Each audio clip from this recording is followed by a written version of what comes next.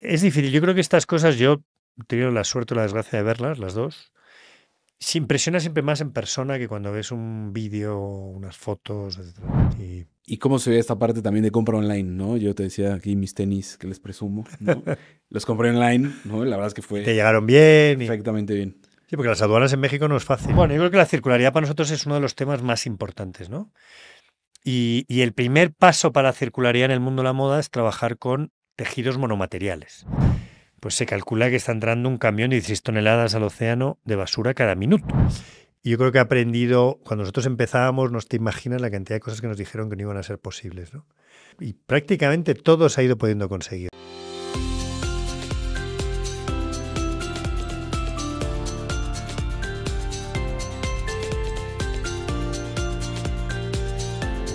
Bienvenidos a la segunda temporada de Comunal Podcast. Hola, bienvenidos a un nuevo episodio de Comunal Podcast. Hoy estamos de manteles largos, ya que tenemos a nuestro primer invitado internacional. Viene desde España, un gusto poder platicar con Javier Goyeneche, quien es fundador y presidente de Ecoalf, una marca de ropa sostenible que impulsa la circularidad y el reciclaje en su proceso de fabricación. En 2020 fue reconocido con el premio Innovador del Año por The Schwab Foundation, posicionando a Ecoalf como la primer marca de ropa en el mundo en recibir este premio. Gracias, Javier, por estar aquí. Como te decía, es un Placer. gusto poder compartir este espacio. Soy fan de la Igualmente, marca y me encantará platicar contigo. igualmente, un placer. Muchas gracias por la invitación. Oye, pues bueno, platicábamos y veía, ¿no? Esta plática en donde comentamos que la industria de la moda, la industria textil, pues es de las industrias que más contaminan nuestro planeta. ¿Nos podrías dar un poquito de contexto sobre eso? Sí, desgraciadamente parece que siempre estamos ahí un poco en podium, ¿no? Somos medalla, ¿no? ¿no? Consumo de agua o emisiones o generación de basura, en fin, siempre estamos ahí, desgraciadamente, ¿no? Y yo creo que también esto es consecuencia bueno, que llevamos décadas basadas con un modelo de negocio en el mundo de la moda que en mi opinión no funciona, ¿no? Es el compro tiro, una moda nueva cada semana, descuento, promoción, Black Friday, ¿no? Todo esto al final lo que hace es que se consuman billones de prendas, muchas de ellas innecesarias, y que terminan muchas en un vertedero en un plazo muy corto, ¿no? ¿Crees que parte de ese problema sea esta parte de consumismo desmedido de las personas, ¿no? Que justamente creo que si nuestra forma de comprar fuera más consciente, pues no estaríamos con este modelo de comprar y tirar, ¿no? Bueno, sin duda, yo creo que hay una responsabilidad de todos, o sea, yo creo que de las marcas y yo creo que de los consumidores y luego los que legislan, ¿no? Pero es verdad que los consumidores tienen mucha responsabilidad, ¿no? Yo creo que tenemos, ¿no? O sea, al final yo creo que esta forma de consumir un poco basada en la cantidad en vez de en la calidad, ¿no? Y en comprar muchas cosas muy baratas con una durabilidad baja, pues yo creo que es tremendo, ¿no? Porque al final se había publicado, ¿no? Hace poco, ¿no? Pues la mayor compañía del mundo quemando 4.500 hectáreas de bosque en Etiopía, ¿no? Entonces estamos quemando los bosques para plantar algodón, para hacer camisetas de 4 euros que van a terminar en vertedero en un 70% en menos de 2 años, ¿no? Pero cada camiseta se lleva 1.000 y pico litros de agua, ¿no? Entonces al final, bueno, vamos a ser 2 billones de habitantes más en el 2050. No va a haber suficientes bosques, no va a haber suficiente agua y no va a haber suficientes vertederos, ¿no? O sea que hay que cambiar esta forma de consumir. Y de ahí, pues, ¿cómo empiezas con esta idea de innovar y resolver una problemática De tan Coalf. fuerte, invitando, exacto? Bueno, o sea, yo venía a otra empresa de moda que quiebra en el 2007. En ese momento estoy harto del mundo de la moda, con lo cual digo, yo no quiero trabajar más en este mundo. Quiero dedicar al mundo de la sostenibilidad, ¿no? Y me pasé como 2 años pues realmente buscando como una fundación que tuviera recursos para realmente crear un impacto. Y bueno, y me metí en organizaciones y en proyectos activistas y bueno. Y hubo un momento que dije, bueno, ¿por qué no intentas tú crear una marca de moda que sea sostenible, ¿no? Me pareció en ese momento, ¿no?, que lo más sostenible era no seguir utilizando recursos naturales del planeta y que por lo tanto el reciclaje podía ser una solución si éramos capaces de crear esta nueva generación de productos reciclados con la misma calidad, el mismo diseño que los mejores no reciclados, ¿no? Y así empieza con Alfa. Ya han nacido mis hijos Alfredo y Álvaro, por eso Alf es por ellos, ¿no?, de la marca. que pasa es que cuando salgo al mercado en el 2010 no existen tejidos reciclados chulos, ¿no? Solo estaban reciclados en un porcentaje muy pequeño y las texturas eran muy malas. Y entonces empiezo a intentar desarrollar los tejidos, por eso la compañía en realidad se lanza en el 2013, la primera colección que sale al mercado es en el 2013, tardamos 3 años en empezar a desarrollar esos primeros tejidos, ¿no? Y desde entonces Ecoalf tiene como mucha tradición de desarrollo de tejidos, yo creo que vamos por el tejido 680 y pico, ¿no? O sea, desarrollamos y desarrollamos, invertimos mucho en el desarrollo de tejidos. En la industria se ve que haya muchos, porque todas las marcas, ¿no? Comunican justamente esta parte, yo creo que como un gancho mercadológico y no necesariamente algo real. ¿Qué opinas al respecto de eso? ¿O cómo se ve en la industria de la moda esa parte? Bueno, yo creo que efectivamente, ¿no? En los últimos años muchas grandes marcas lo que han hecho es lanzar una colección cápsula sostenible que muchas veces pues representa un porcentaje muy pequeño de su producción, ¿no? Pero todo el marketing parecía que iba ahí, ¿no? Pero yo siempre digo lo mismo, ¿no? Que al final el gran cambio va a venir cuando los grandes lo tomen en serio, ¿no? O sea, Ecoalf es muy pequeño. Ecoalf lo que te puede demostrar es que es posible, que será más complicado, será más difícil, será más caro, pero es posible. O sea, que esto es un tema de voluntad, ¿no? O sea, se puede hacer algodón reciclado, se puede reciclar esto, lo otro. O sea, hay una forma de hacerlo, ¿no? Pero el volumen lo tienen los grandes. Los grandes son los que tienen el volumen para realmente hacer que haya un cambio impresionante, ¿no? Piensa, nosotros en nuestra última colección, solo con la colección de algodón 100% reciclado, hemos ahorrado yo creo que 36 billones de litros de agua. Y somos muy pequeños. Tú imagínate lo que podrían ahorrar los grandes, ¿no? ¿Qué será? ¿Por qué no lo están haciendo los grandes? ¿Un tema de rentabilidad? Bueno, yo creo que indudablemente es mucho más caro hacer las cosas de otra forma, es más complicado. eh, bueno, al final, pues sí, tienes que poner de tu parte, ¿no? O sea, eso está claro, ¿no? Y ¿Cómo se ve ese proceso, no? Porque, pues, hablamos de circularidad, mucha gente no sabe lo que es, creo que apenas son términos que empiezan a resonar, por lo menos en México, yo creo que en parte del mundo, pues, van más avanzados, pero ¿cómo se ve en Ecoalf ese proceso de circularidad? bueno, yo creo que la circularidad para nosotros es uno de los temas más importantes, ¿no? Y el primer paso para la circularidad en el mundo de la moda es trabajar con mm, tejidos monomateriales. O sea, al final, cuando empiezas a mezclar algodón con poliéster, eso ya dificulta mucho el reciclaje, ¿no? Entonces, por eso nuestra colección ya es el 76-77% de la colección que Multiverso hemos presentado ya es monomaterial, lo cual es una limitación enorme para los diseñadores, ¿no? Porque al final te es más complicado. Pero eso es lo que permite que sea circular. Yo creo que con esto hay mucha información engañosa, ¿no? Devuélveme tu chaqueta que yo la voy a reciclar. Bueno, no se están reciclando, el 99% están yendo a vertedero, ¿no? Y entre otras cosas porque no son monomaterial. Entonces, y luego para Ecoalf el concepto de reciclaje también, nosotros somos un poco especiales. O sea, para mí, yo cojo una botella plástico vieja y con eso quiero hacer un plumífero, ¿no? O cojo una red de pesca vieja en un puerto y con eso quiero hacerte un traje de baño. O quiero cogerte o sea, producto como de menor calidad y te hago, para nosotros casi upcycling, ¿no? Si yo te cojo una chaqueta para hacer una fibra que solo sirva como aislante de construcción, para mí eso no es la circularidad. O sea, la circularidad tiene que pasar que de esta camisa yo soy capaz de hacerte otra camisa, ¿no? Nuestras camisetas hoy en día tú las puedes volver a reciclar 2 veces. Es verdad que la tercera vez ya la fibra no tiene calidad. Pero bueno, si tu camiseta la pudieras mandar a reciclar después de 15 años, una vez, y luego a los otros 15, una segunda, pues bueno, ya has alargado mucho el ciclo de vida, ¿no? De esos productos, ¿no? Y de eso platicabas, creo que también muchas veces satanizamos el plástico, y por lo menos aquí en México incluso se hacen muchas leyes y vas a un restaurante, no Sí, hay popote y está bien, pero creo que también lo estamos satanizando porque creo que gran parte es el uso que nosotros le damos al sin plástico, duda. O sea, evidentemente. fíjate que nosotros muchas veces nos han dicho, Coalf, habláis muy mal del plástico. Digo, no es verdad. O sea, te juro, yo soy muy fan del plástico. Pasa que depende para qué. O sea, si tú tienes que hacer una ventana PVC que tiene que durar 30 años o 50, pues que es un material increíble. O te tienes que poner una prótesis en la cadera. O sea, hay muchísimas cosas que el plástico es un material espectacular, ¿no? Ahora, si tú ves, por ejemplo, tú vas a un supermercado en Estados Unidos, que yo estuve el viernes, ¿no? Y entras y ves cómo le han quitado la cáscara a las manzanas, a las mandarinas, a las naranjas, para ponerlos sin cáscara y ponerlos en unos contenedores de plástico, pues esto es lo que no tiene sentido, ¿no? O sea, al final eh, estás creando mucho y muchos de esos contenedores, desgraciadamente, terminan en el océano, porque nosotros lo vemos a diario, ¿no?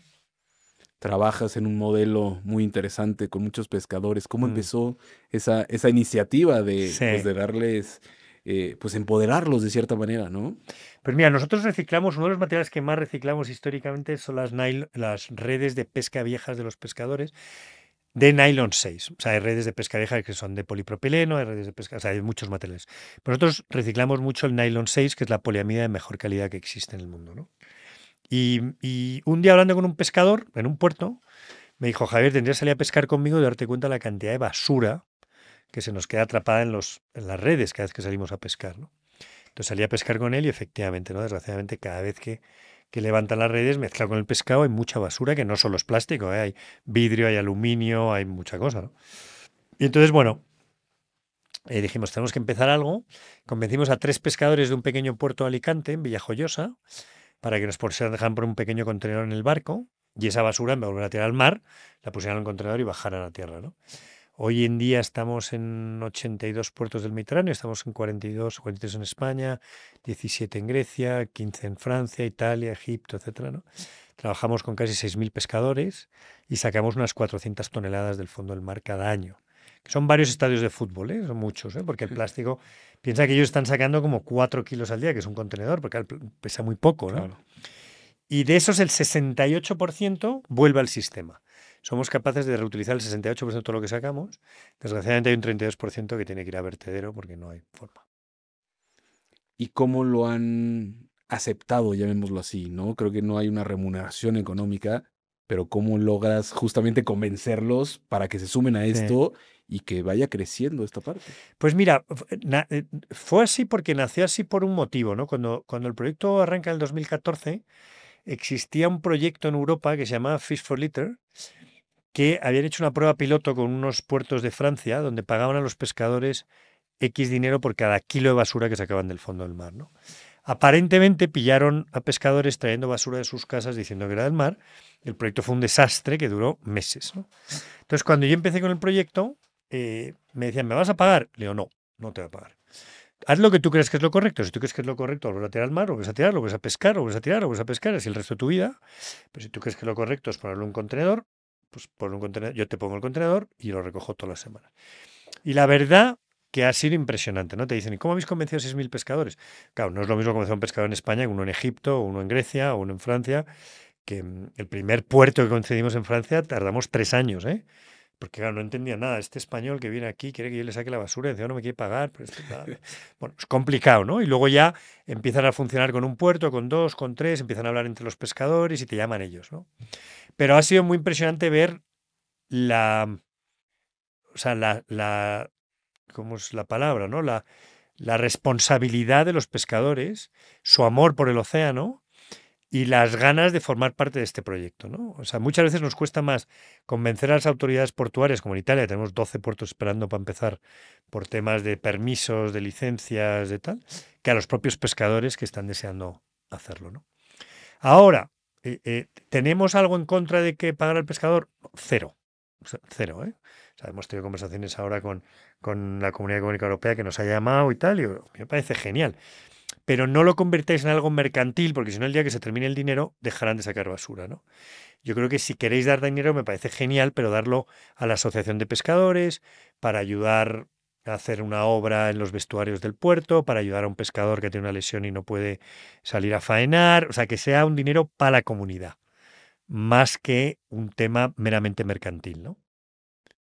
Cuando viajas a todos estos lugares, ¿no? Y te toca, pues, ver desde el desierto de Atacama, ¿no? En donde se hace todo este vertedero, hasta las manchas enormes en el océano de estos plásticos, ¿cómo se está viendo ese impacto? Porque creo que muchas veces lo conocemos, llamémoslo así, desde la comodidad de la Sí. ciudad, pero no somos conscientes en verdad del gran problema que está pasando en la humanidad en este sentido. Es difícil. Yo creo que estas cosas, yo he tenido la suerte o la desgracia de verlas, las dos.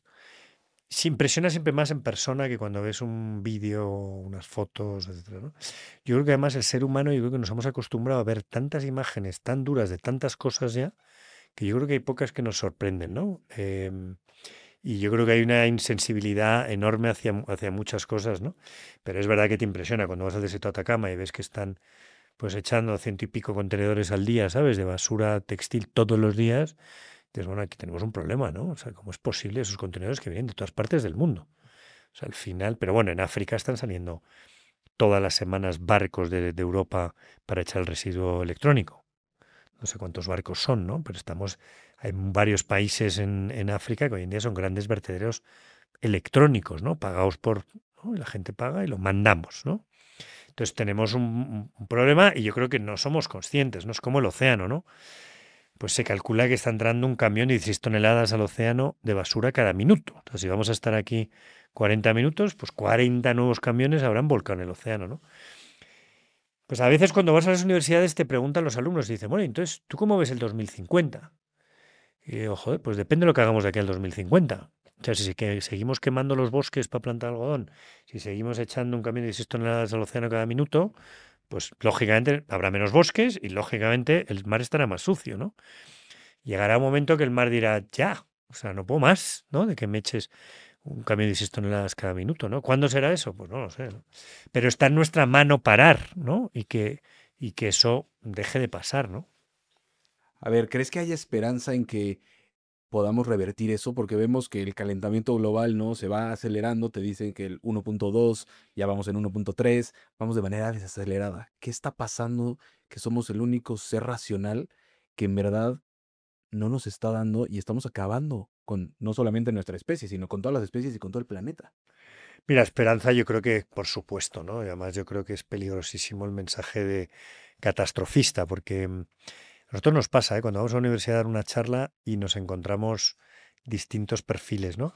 Y uno de los perfiles que más nos preocupa, que es un perfil que ocupa un porcentaje grande, es precisamente jóvenes que han decidido que ya lo que ellos hagan no tiene impacto, que qué más da el esfuerzo que hagan, porque el mundo se va al garete y que esto es un desastre y que ¿no? Y que esto va. Entonces yo creo que eso es peligrosísimo y nosotros contra eso nos revolvemos mucho, ¿no? Porque somos unos convencidos que, por supuesto, todo lo que hacemos tiene impacto, que cada acto tiene una consecuencia y que tenemos mucha fuerza para revertir las cosas. O sea, ¿no? Entonces yo creo que es muy importante mandar un mensaje de que, por supuesto, que podemos reaccionar, pero hay que reaccionar.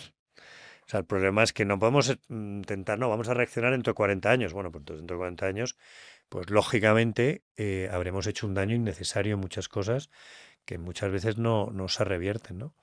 Es verdad que, por ejemplo, con el tema del océano, y nosotros estamos en contacto con muchas fundaciones a nivel mundial, una de las donde están invirtiéndose mucho dinero en las grandes fortunas es en intentar conseguir ampliar el número de kilómetros y de superficie protegida, que en los océanos estaba como en un 4%, que era muy poco.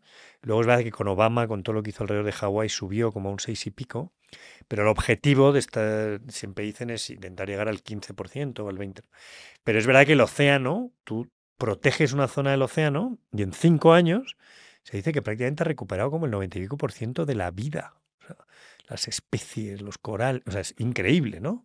Entonces yo creo que muchas veces más que hacer algo positivo, lo que tenemos que dejar es de hacer daño, ¿no? O sea, yo creo que es, bueno, pues ya, si no vas a hacer nada, por lo menos deja de destrozar, ¿no? Deja de echar basura, por lo menos. O sea, no te digo que lo cuides, pero por lo menos, ¿no? Entonces yo creo que yo creo que el planeta tiene una capacidad de recuperación enorme, pero claro, este año ya ha salido publicado, ¿no? Yo creo que me parece que es el 7 de mayo, ¿no? O el 8 de mayo, el día donde ya. Sí, ¿no? No sé, que es uno de esos días en mayo, ¿no? A partir de ahí ya todo lo que estamos consumiendo ya es de prestado, ¿no? O sea, ya no es una cosa, ¿no? Entonces, claro, cada año es un poco antes, ¿no? Entonces, bueno, pues fíjate, ya ni 5 meses, ¿sabes? Al final. Es increíble pensar eso, ¿no? Y como dicen, necesitamos 1.6 tierras para justamente cubrir las necesidades. Y también lo dijiste, estamos creciendo en población. Entonces, cuando No, tengamos claro. 2 billones de personas en 10, 20 En años, 2050 se supone que vamos a ser, será en vez de 8, 10 billones de personas, ¿no? insostenible. Insostenible. Y ahorita lo decías muy bien, la naturaleza se regenera, lo vimos en la pandemia. Bueno, no Pero tocábamos, ¿no? Venecia se veía en los canales, se veían, o sea, en todos lados lo veías, esa capacidad de fue refugiarse increíble. de una manera fue increíble. Fue increíble. No, la pandemia fue un claro ejemplo. Es verdad que veías en Venecia los delfines entrando en Venecia, ¿no? Veías. Mira, yo tengo una persona a la que admiro mucho, que es un francés que vive en Barcelona y lleva muchos años estudiando el ruido en el océano. Dicen que una ballena oye los barcos mercantes, creo que a 100 millas. O sea, creo que los oye desde muy lejos y muchas veces les atora y por eso matan muchas ballenas en los caminos estos mercantes, porque las ballenas pierden el norte, ¿no? Pero decía que lo más impresionante de la pandemia fue el silencio del océano. Y claro, como eso, bueno, pues claro, hizo que los animales de repente cogieran otra confianza, ¿no? Y empezaran a ir a sitios donde no habían ido, etcétera, ¿no? Ese ya no es lo que estamos echando al océano, ¿no? Que los pobres peces, ¿no? Y todo ese microplástico que se están comiendo y toda esa contaminación y todo el calentamiento, sino es el ruido también, ¿no? No nos damos cuenta que vivimos en una sociedad que hay mucho ruido alrededor, ¿no? Y ahorita que dices lo de los microplásticos, ¿no? Que se estima que, pues, en el cuerpo humano tenemos estos microplásticos. Alguien decía que igual, equivalente tal vez ya a una tarjeta de Sí, crédito y eso todo. O dicen. sea, es imposible cómo Sí. no generar conciencia de eso. Lo que pasa es que con eso, que a mí es un tema que me interesa muchísimo, lo que todavía no han salido, yo no he sido capaz de leer, son estudios que digan, o sea, lo que no cabe duda es que Ya. estamos ingiriendo microplásticos. Y como dices tú, se dice que una tarjeta de crédito ya de tamaño, lo que todavía yo no he sido capaz de leer es, que me imagino que es cuando espabilaremos, es qué daño está creando eso en nuestro interior, ¿no? O sea, de eso que ingerimos, cuánto somos capaces de eliminar, cuánto se está quedando y lo que se está quedando, lógicamente, algo, o sea, positivo no es. Ahora, ¿qué está generando? Eso es lo que yo creo que es la siguiente fase que vendrá ahora, ¿no? Que yo imagino que hay muchos estudios en el mundo ahora mismo que están focalizados en eso, ¿no? Y en tu carrera de 15 años, llamémoslo así, de construir esta marca, este proyecto, ¿qué cambios has visto en la generación? ¿Qué cambios has visto, no? Porque, pues tal vez en ese entonces casi nadie hablaba de Mm. sostenibilidad. Hoy al contrario, se usa justo para enganchar, pero desde una parte tal vez desde el greenwashing. ¿Cómo has Sí. visto esa evolución? Bueno, yo creo que ha habido una evolución. Efectivamente, cuando arrancamos en el 2009, la sostenibilidad no es algo cool. O sea, es un poco hippie. En España lo llamamos perro flauta, ¿sabes? Era un poco desastre, ¿no? Y el reciclaje era peor, porque el reciclaje tenía un componente peyorativo. O sea, era una sensación de que lo del reciclado era malo, ¿no? De mala calidad, ¿no? Em, luego, yo creo que la sostenibilidad, yo siempre digo que cuando la sostenibilidad empezó a unirse mucho a la innovación y al diseño, empezó a cambiar la percepción de mucha gente, ¿no? Que ha pasado efectivamente, con muchos productos, ¿no? Coche eléctrico es un claro ejemplo, ¿no? De repente que se unió mucho innovación, diseño y sostenibilidad, ¿no? Y entonces yo creo que eso fue como muy importante y ayudó a que la sostenibilidad no era algo hippie o algo de mala calidad, sino que podía tener un diseño y una innovación detrás muy importante, ¿no? Yo creo que hubo como un cambio enorme. Empezó a haber muchísima información, porque cuando nosotros arrancamos en el 2009, bueno, en el 2013, 2014, nadie hablaba de los océanos, nadie hablaba de la basura, nadie hablaba de la circularidad, nadie hablaba, o sea, muchísimos temas que son muy de hace muy pocos años, ¿no? Y ahí, perdón que te interrumpa, pero ¿qué era lo que a ti te llamaba tanto? ¿No? O A sea, siendo mí, tan... bueno, todos esos temas me apasionaban, ¿no? Todo ese tema, todo lo que tuviera que ver con el reciclaje, con la circularidad, con el aprovechar el residuo, con toda esa parte, todo el ahorro de agua. Bueno, no sé, siempre hemos sido como muy obsesos en Ecoalf de medir toda esa parte, ¿no? Y luego, sin embargo, te voy a decir algo que es un poco triste. Mi sensación es que desde hace un año y pico a esta parte, em, hay como una desaceleración en tomar acciones, ¿no? Yo creo que, no sé, yo creo que ha habido mucho greenwashing, probablemente, que haya gente que le ha hecho desinflarse. Yo creo que hay, te cuentan en Europa, ¿no? Cuando hablas con las compañías, hay una legislación que se ha convertido en muy complicada, que la gente ha dicho, bueno, es que esto, ¿sabes? Al final, em, hay, yo creo que hay ahora mismo, bueno, lo estamos viendo también como con la administración americana también, que tampoco hay una sensación de que todo era un camelo, y yo creo que eso es... Yo hay muchas cosas que soy muy crítico, creo que efectivamente las cosas hay que hacerlas con cabeza, y creo que además ha habido mucha tontería alrededor de muchas cosas, pero sí que creo que hay una realidad que no se puede discutir. O sea, tú podrás decir, bueno, vamos a ver cómo lo hacemos o cómo reaccionamos, pero es verdad que está entrando un camión de 16 toneladas al océano cada minuto, es verdad que estamos quemando los bosques para hacer camisetas, es verdad que se está produciendo pues un deshielo enorme, ¿no? O sea, esto, hay cosas que son objetivas, ¿no? Ahora, ¿cuáles son las consecuencias de todo esto? Pues eso es lo que para algunos de nosotros las consecuencias son evidentes y van a ser graves y serían solucionables, y otra gente pues considera que, bueno, que no pasa nada y que patada para adelante, ¿no? Bueno, pues yo creo que tenemos, por lo menos yo considero que tengo la responsabilidad de intentar dejar este planeta a mis hijos lo más cercano posible a como me los he encontrado yo, ¿no? Y Y como dicen también, ¿no? ¿Qué hijos le dejo a la tierra? claro, eso es muy Creo que importante. eso, y creo que también venía justamente en tu video, ¿no? Porque yo Sí, creo que es algo importantísimo, los valores que les inculcamos, sí, el que no son más por lo que tienen, cómo conectar con esa parte de la esencia humana que creo que también se está perdiendo sí. en muchísimos sentidos. Sí, pues sí. Esto es una frase bueno, que es una frase que yo le copié a mi directora de sostenibilidad, a Carol, que tiene unas frases geniales. Y me acuerdo como hace 8 años, 9 años, estábamos en un panel y dijo, ¿no? Esta frase que tú has dicho, dijo, dedicamos mucho tiempo a ver qué tipo de planeta vamos a dejar a nuestros hijos y debemos dedicarle un poco más de tiempo a ver qué tipo de hijos vamos a dejarle al planeta, ¿no? Y creo que tiene toda la razón. Al final, esto es un tema de educación, esto es un tema de responsabilidad. Y por eso a nosotros nos entristece cuando vamos a una universidad, a un colegio y vemos ese porcentaje de gente joven que a lo mejor ha bajado los brazos, ¿no? Porque dices, tío, es que este va a ser tu planeta, o sea, este es tu océano. Yo cuando era pequeño, yo no veía plásticos en el océano, ahora sí los veo. Pues como esto siga así, pues tú te vas a bañar rodeado de basura, ¿no? Entonces, tú mismo, ¿sabes?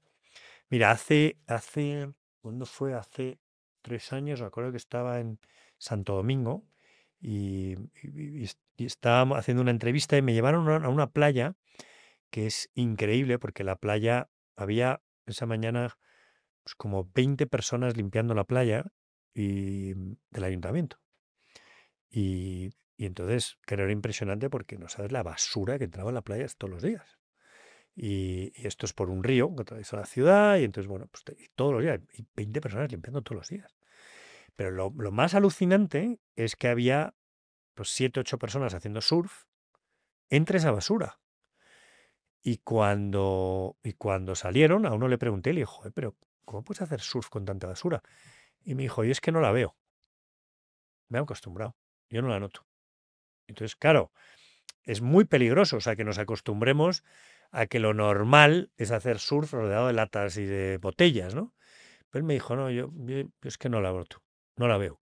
Y que pienses que le corresponde a otros, ¿no? Porque creo que también, y aquí en México, ¿no? Esta parte de faltan botes de basura y todo eso, y alguien lo tira y es como, ah, pues alguien más lo hará, ¿no? Entonces, creo que Sí. ese civismo del ser humano también nos está fallando en cierta Bueno, parte y yo además, creo que tú bueno, has dicho una cosa muy importante, es que hay mucha gente que quiere un mundo sostenible, pero no entienden que esto empieza por ti mismo. O sea, que no, tú no puedes delegarle ese tema al vecino. O sea, tío, tú también pon tu parte, ¿sabes? Porque al final esto, ¿no? Y al final la sostenibilidad no se trata de hacer muchas cosas diferentes, sino tratar de hacer las cosas de forma diferente, ¿no? Entonces, tienes que cambiar algunos hábitos, tienes que hacer algunas cosas, ¿no? Y entonces esto da la sensación de que, no, esto es responsabilidad del gobierno, no, esto es responsabilidad del gobierno, no. O esto es responsabilidad de los colegios, no. O esto es responsabilidad, no, esto es responsabilidad de todos, ¿no? Yo creo que todos tenemos que poner nuestro granito, ¿no? oye, ¿y en qué momento, más allá de Coalf, ¿no? Como negocio, como tu, pues, tu bebé, llamémoslo así, ¿no? Tu emprendimiento, empiezas a crecer como esta parte de tú ser un vocero, de ser un vocero en cuestión, pues, de la sostenibilidad, de dar pláticas, de dar charlas, de viajar por el mundo, ¿no? De dando este mensaje de esperanza, de acción, de urgencia. ¿Cómo se va dando eso? Bueno, se va dando una forma natural, igual que me has invitado tú aquí hoy, ¿no? Muy amable, pues así será, ¿no? Y yo encantado, ¿no? De dar nuestra opinión, ¿no? Y bueno, pues poco a poco, o sea, esto no sé. ¿Y los planes a futuro?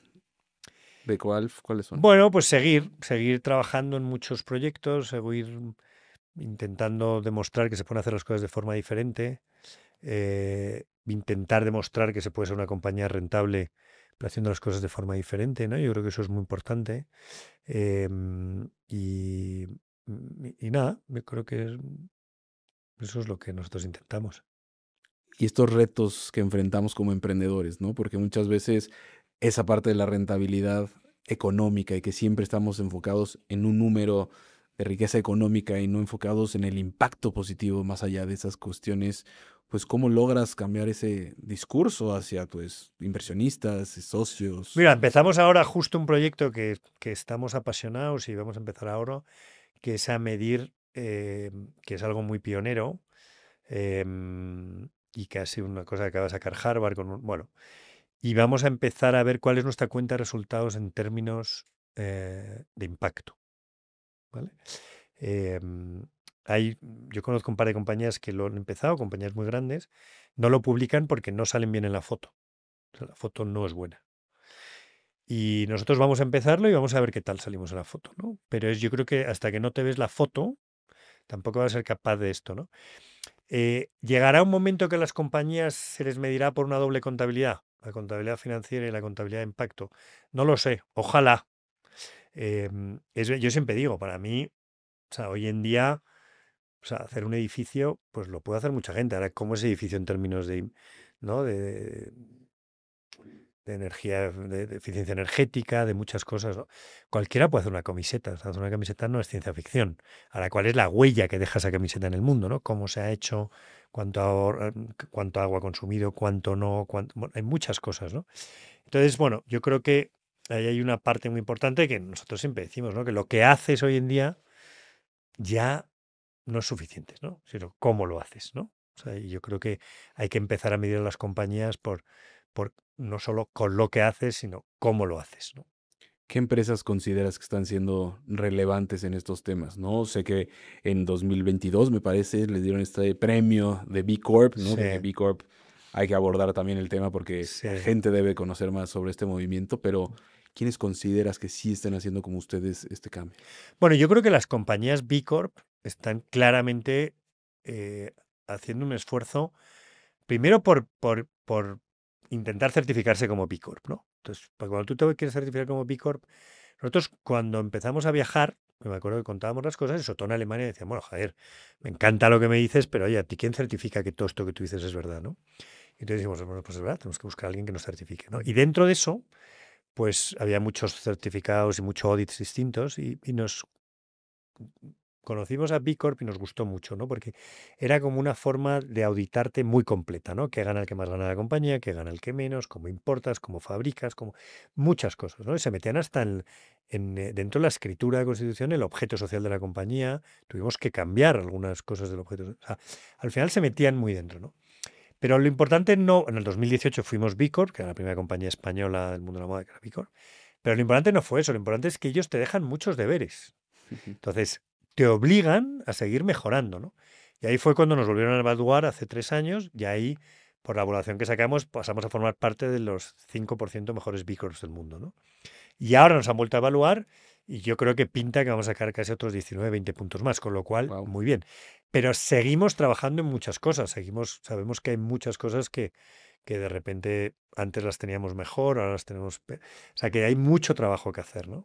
Em, Que eso también lleva al crecimiento, ¿no? Porque obviamente el crecimiento, la rentabilidad y todo eso, pues es complejo y son retos, pues que como bien dices, aprietas de un lado, mejoras de cierto punto, pero por otro lado tengo más sueldos que pagar, por decir así, ¿no? Más, claro. ¿cómo O sea, nosotros, manejas? por ejemplo, en la puntuación de B Corp en términos de sostenibilidad, la nota es espectacular, es espectacular. O sea, nosotros vemos, porque nos mandan lo que son las medias de todas las B Corps del mundo, y, bueno, tampoco quiero, pero súper, súper, súper arriba. Pero sin embargo, en la parte social no estábamos tan arriba. O sea, y ahí nos dimos cuenta que teníamos que trabajar mucho más la parte social y ahí nos hemos metido en todos estos proyectos con el algodón regenerativo, en India, con todas las comunidades locales. O sea, que teníamos que hacer mucho más esfuerzo quizá la parte sostenible, la parte de medición, la parte de impacto, la parte de todo eso muy bien, vale, pues ahora tienes que trabajar también mucho más la parte social, tienes que trabajar otras áreas donde no éramos tan buenos, ¿sabes? Y bueno, pues te ayudan a verte y a decir, joder, pues efectivamente, tengo que dar mucho, tengo que trabajar mucho, ¿no? ¿Y cómo se ve la cultura organizacional en ese aspecto? Tú como líder, pues de políticas, ¿no? En cuestión de mucha gente que ahorita vemos que está regresando, por ejemplo, a ya no haber home office, ¿no? Por poner un ejemplo burdo, ¿no? ¿Cómo se ve tu forma de liderar? Porque yo también creo que está habiendo un cambio muy importante. Antes estabas acostumbrado a lo que en México hablamos horas nalga, estar, ¿no? Cumpliendo Qué con un bueno. horario literal, Me encanta, ahora es obligatorio. nalga, eso te lo voy a copiar. Y Me sin ser encanta. productivo en ese sentido, ¿no? Sí, Y ahora ves que ahora los jóvenes quieren trabajar en lugares en donde te den ciertas prestaciones y beneficios de otro lado. ¿Cómo sí. es con ustedes en ese sentido? Bueno, y te impresiona. Ahora cuando entrevistas a una persona joven, lo primero que te dice, bueno, pero ¿cuántos días puedo teletrabajar, sabes? O sea, es verdad que son mucho más exigentes los jóvenes hoy en día de lo que éramos nosotros. A mí no se me hubiera ocurrido nunca preguntar eso en una entrevista de trabajo, ¿no? Em, pero sí, bueno, en EcoAlfa hay mucha flexibilidad. Em, yo creo que hay gente que teletrabaja increíblemente bien, increíblemente bien. Vamos, yo tengo dos casos en la oficina de dos niñas que de repente me dijeron, Javier, que yo me quiero volver a mi ciudad o a mi pueblo y no te puedes ir, no te puedes, no, es que me quiero volver. Y dije, bueno, pues joder, pues sigue trabajando desde tu pueblo, tal cual. Y la verdad que yo no he notado la diferencia. Es increíble. Son dos niñas súper responsables y vienen a la oficina cuando tienen que venir. Viven a 5 horas de Madrid, ¿eh? O sea, no tengas que... Vienen cuando tienen que venir, curran, se enganchan, trabajan. Es verdad que trabajamos mucho con Asia y no he notado la diferencia, ¿no? Ahora, ¿todo el mundo teletrabaja bien? Pues yo creo que no. Yo creo que hay gente que probablemente no teletrabaje tan bien y hay gente que teletrabaja increíble. Yo ahora, como me he operado la rodilla, y he estado la primera semana después de la operación porque no puedo apoyar y me quedé en casa, porque además como venía a México, dije, bueno, me voy a quedar una semana tranquilito y, oye, acababa el día agotado. O sea, no sabes lo que avanzaba en casa. Porque, claro, avanzas un montón. Iba llamada, llamada, call, mail, pim, pam, y ojo, se me pasaban los días volando. O sea, que es verdad que teletrabajar funciona. ¿Sabes? ¿Cuánto? Pues depende de cada profesión y depende de cada persona, ¿no? Pero yo creo que un porcentaje de teletrabajo yo creo que es bueno, sí. Y bueno, ¿cómo empieza esta expansión más allá de Europa, ¿no? Incursionar en el mercado mexicano y entrar a México. ¿Cómo empiezas por acá? Bueno, México yo creo que es un supermercado, ¿no? Es un mercado muy importante. Es verdad que en España eh, está viniendo mucho mexicano, bueno, y mucho mexicano y de otros países, también mucho venezolano, mucho peruano, sobre todo Madrid, ¿no? Madrid ahora mismo es increíble, ¿no? Porque vas por la calle y vas oyendo mucho, ¿no? Al mexicano, al venezolano, o sea, se oye mucho. Y no, y son muy bienvenidos, o sea, que son muy queridos, ¿no? Y yo creo que si quisiéramos movernos hacia aquí, pues lógicamente México es, por lo menos en mi opinión, el mercado más interesante, ¿no? Y más importante, ¿no? Por tamaño, por cultura, por muchas cosas, ¿no? Con lo cual, pues intentando introducir la marca poco a poco aquí. ¿Dónde la puede encontrar la gente acá? Ahora en Palacio de Hierro, Ok. estamos yo creo que en 4, estamos en Durango, ¿no? Estamos en Polanco, estamos en Perisur, y me falta uno, ¿no? Y Santa Fe. Y bueno, pues poco a poco pues iremos entrando en más sitios y ¿Y cómo se ve esta parte también de compra online, ¿no? Yo te decía aquí mis tenis que les presumo, ¿no? Los compré online, ¿no? La verdad es que y te fue llegaron bien. perfectamente bien. Sí, porque las aduanas en México no es fácil, ¿eh? Es lo que iba a Joder, comentar. sí, Es complejo, ¿no? es Pero complejo. cómo pues han logrado esa parte digital. ¿Sí se está Sí. comprando y vendiendo muy bien en digital? Bien, sí, contento. Nosotros es casi el 20% de las ventas ya.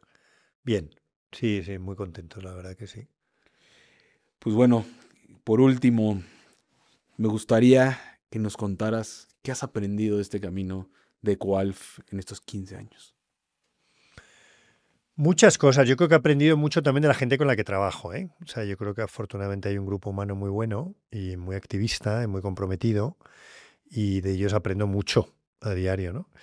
Y yo creo que he aprendido, cuando nosotros empezábamos, no te imaginas la cantidad de cosas que nos dijeron que no iban a ser posibles, ¿no? y en texturas, en hilos más finos, y prácticamente todo se ha ido pudiendo conseguir, ¿no? Ha sido un tema de inversión, de paciencia, de cabezonería y de seguir intentando, ¿no? Entonces yo creo que bueno, pues yo creo que he aprendido ¿no? Que cuando hay un proyecto con un propósito muy claro, ¿no? Y un equipo detrás de ese propósito, pues yo creo que hay muy pocas cosas que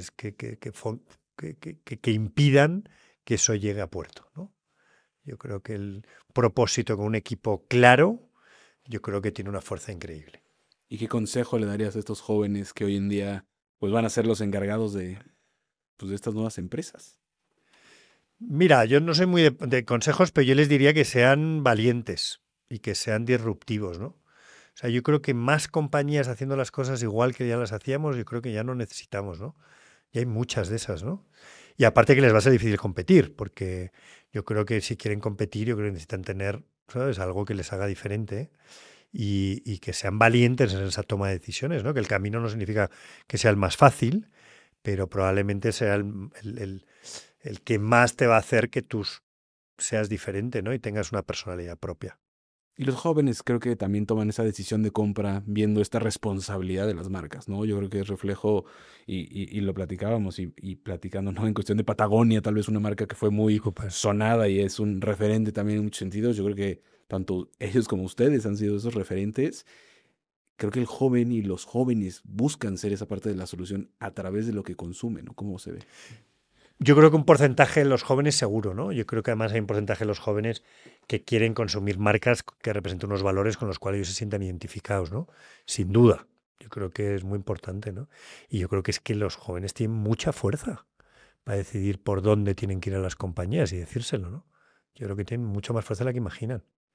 Sin duda, creo que la, el consumidor tiene el poder de Un cambiar poder estas enorme, empresas. un poder enorme, sí.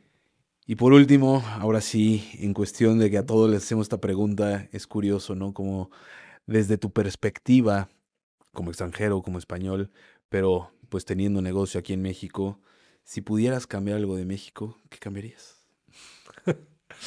Pues mira, yo soy súper fan de México, me parece un país increíble, con una gente que no puede ser más simpática, más amable, 300.000 sitios donde ir, ¿no? Yo creo que no hay un plan de fin de semana mejor que en México, ¿no?